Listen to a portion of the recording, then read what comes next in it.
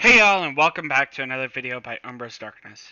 In today's video, we have a topic that has been much asked for, player versus player. It's going to be a very basic guide for PvP. I don't know in what depth people want it in, and I'll be honest, it's a pretty in-depth topic that I could chew your ear off for forever. So we're going to cover some basics, some tips and tricks, um, and then we will see where the crowd wants it to go and make more videos if requested. So, for starters, player versus player obviously has three different strategies. You have the attacking strategy, you have the defending strategy, and you have the bubble strategy. We're going to get the bubble strategy out of the way because it's the easiest strategy, obviously. The bubble strategy is exactly what it sounds like. You put on a peace shield, aka a bubble, and you wear it until it expires. So most people do like 12 hours or 1 day or 3 days. It does have a cooldown based off of the length of the bubble that you put on and your queen level. So after it expires, you're going to have to put on another one, but you have to wait for that cooldown. So during that time, you are vulnerable. The other negative side of doing the peace bubble strategy is that you can still have your you can still have your resource tiles hit, and that is a huge bummer in my opinion because I gather resources probably 20 to 23 hours a day on every day except for Sundays and Thursdays. So I just yeah, I wish bubbles like protected you as a whole entire, not just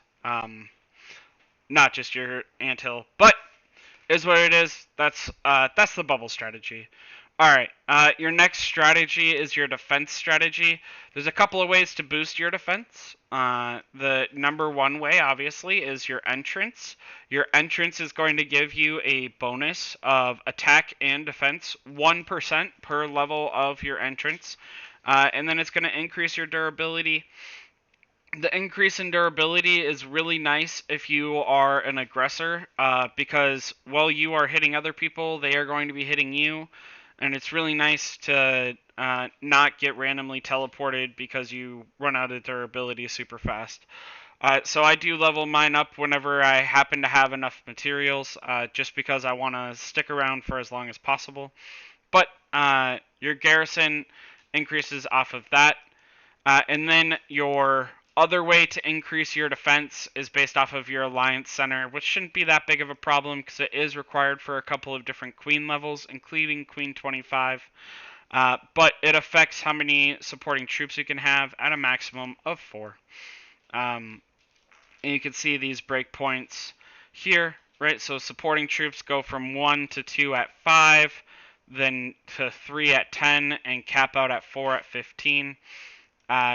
So those are the two ways that you can really boost your defense. There are a couple of ways you can look at defense. Right now, my personal recommendation is that if you're going to go to the defense side, you want to have your strongest teams up front so that way you have the least amount of troops to heal. But if you're going to go defense, you just basically, for now, until they rebalance Guardians, want to have strong attacking, aggressing teams that subsequently can defend well because they would win the player versus player, and you get the benefit of all the defenses. It's not good. The way I defend is by not defending. I ungarrison. About 2, maybe 3 months ago, they removed you losing troops when you didn't have a garrison. It used to be that you'd lose a portion of your troops when you didn't have a garrison in your hit. But yeah, so for now, my recommendation is to just not have a defense ever stationed unless you're the strongest person on the server or you're the strongest person that could possibly hit you. So like, if the strongest person in your server is in your alliance, obviously you don't have to worry about them. But the strongest person that could hit you, if you could beat them, station your defense. But only while you're online. While you're offline, I would be bubbled if you're worried about it. I don't think that the defense mechanic in this game is good. The only thing that defense has going for you is that your defense is going to suffer less deaths than invading.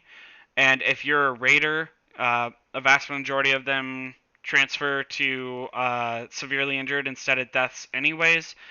And you have basic military with fatal attack, and you have zone fight with fatal attack that make it so that way it really doesn't matter uh, death wise. So again, that is the defense. That is the best strategy for defense. So listen to the player versus player aggression strategy, which is the strategy I recommend for players beyond bubbling if you do not want to bubble. Yeah. So as we get into the aggression strategy, we are going to watch this video. It was provided by Grinch. He is a well-known player inside of the Ant community. This is for a different game, but as you can see, it has the same layout. It has about roughly the same number of troops. As most players know, this game is just a reskin of a different game that failed, and optimistically, this game doesn't fail and it lasts a long time, etc., etc. So, without further ado, we're going to go ahead and play this video clip. So, as you can see, they cap out at level 50. They have 8 skills, just like us. Their defense logs, combat speeds, all of the other things, just like us. The reports, again, look almost the exact same. What they do have that we don't is an animation of attacking, which is important. As you see here, your front row does their abilities first. Whoever has the highest combat speed goes first. Then the other player goes second, but their front row activates their ability first. Then your second row is going to activate your abilities, then their second row, then your third row, then their third row. So there are 8 rounds inside of it, and that is one full round, is all special ants activating all of their abilities in that order based off of combat speed will decide who goes first. So with that, hopefully that makes sense why you want your special ants in certain positions, why combat speed is important, right? Because that allows you to pick first, or hit first, and have your special ants activate, or have a potential of activating their abilities first, and why troop size matters so much. Because that damage is going to be significant when attacking, based off of the amount of troops that you can hold. So with that, let's go over a couple of my favorite lineups based off of what troop you are.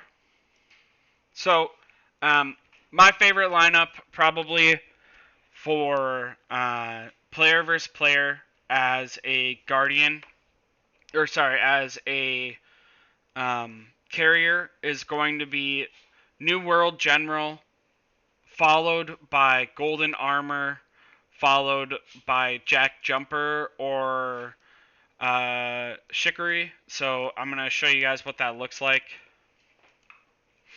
real quick.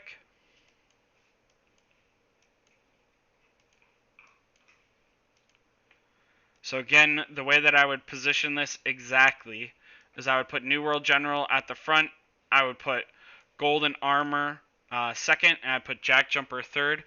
If I had Chicory Master, I would put Chicory Master over Jack Jumper. The reason that you want to do this is it forces Golden Armor to only be able to hit, as you saw, the 6 rows. It forces Golden Armor to only be able to hit the first row, and it forces Jack Jumper's range of 4 to only be able to hit the second or first row. Optimistically, obviously, you want to optimistically have it hit the first row. because you're trying to get rid of a solid row of your opponent's troops. That way, they have less skill activations as the game goes on, and that way, they're attacking with 2/3 of their team, right? So this is what I would use against another carrier team. If I'm a carrier attacking a shooter, I would use one of two compositions. I would use a giant tooth up front, followed by a slim arched, followed by a jack jumper or Shikari Master. The reason that I would do this is Giant Tooth, you want his abilities to trigger first. So, right, if you have the fastest speed, you want his abilities of Weakness Strike, which exhausts them, or Disabling Attack, which silences them, to have a chance to activate before they even have a chance to go. So that way they just don't hit you for a turn. You want Slim Arched to give more health to carriers, right? And then Jack Jumper again is your DPSer. The other formation that I personally have not used, but I've heard a lot of good success with, is Golden Armor and New World General, like this. I haven't seen this formation. I haven't used this formation, but I've heard a lot of good reports on it from other players and game testing. Same basic idea, except for you have a DPSer in your second row, and your third row is not a DPSer. So again, that's against shooters. Against Guardians, you just win, run whatever you want to run. Guardians aren't a real troop until they redesign it. The reason Guardians aren't a real troop is because their main stat is defense, and they have a really low attack stat. And because they have a really low attack stat, even if they last 4 or 5 rounds, they're not dealing as much damage to you. So they die, they don't deal as much damage, you survive, you last longer. Shooters are very glass cannon, right? So if I am going to use my shooter troops in order to do this, you want to play on their glass cannon interest here. So what that means is you want heroes, or you want special lance like Golden Armor, Jack Jumper, Golden Sugar, or instead of Golden Armor, if you're hitting like a Squirter, right? You could hit it. You could hit Acid General. This is because shooters are super glass cannon, and they don't have a lot of HP. They don't have a lot of defense. In this game, so far, HP is weighted higher than defense, in case you're curious. Another reason why Guardians just aren't doing well. But when you're looking at your special lance and you're like, oh man, I'm interested, what do I want to do for shooters? You want special lance that give the unit attack in skill 7, give the unit attack in skill 6. Right? If they don't say those things, then they're not something you're interested in. Just like with carriers, you really want your special lance to say give health or give attack, or give health and attack, right? Because you're trying to boost the main stat that matters for carriers, but you also want them to do damage, and you want them to have a good multiplier while dealing damage. So I would run either this formation, or again, I would run Golden Armor. Now, the way that I would run this is actually like this. The reason that I would run it like this is because it gives Golden Sugar a chance to apply the defense down. Yeah, it gives Golden Sugar a chance to apply the defense down in round 2, but it does take a round of preparation, so it may not last if they focus on first round, right? Or if they focus on first team. And then Golden Armor being back 1 row forces it to focus on your opponent's row 1. And then Jack Jumper being back on 3rd row forces it to focus on your opponent's row 1 or row 2. However, again, the weakness here is that most players do focus on row 1, so there is a chance that you would have better success in this regard, and that is just so that way you can protect golden sugar, so it has that round of prep. And now, going into this round of preparation, because I've also been asked this a couple of times for player versus player, the way that this preparation works is 1 round of preparation, 35% chance. That is all one. That is where that 35% chance is. So it's not 1 round preparation and then you have round 2. You have a 35% chance to activate. You have a 35% chance to go into a round of preparation on round 1, and then next turn, if you didn't go into preparation round 1, round 2 you have a 35% chance to go into round preparation. This was confirmed by the game developers. This is not just speculation on my behalf. This is confirmed data by the game developers. So that does make this a little bit better in that it's not just 4 chances to activate. Obviously, that's the maximum times that it can activate, but it's not set. You're not out 2 rounds just because you fail 1 round of preparation on round 1.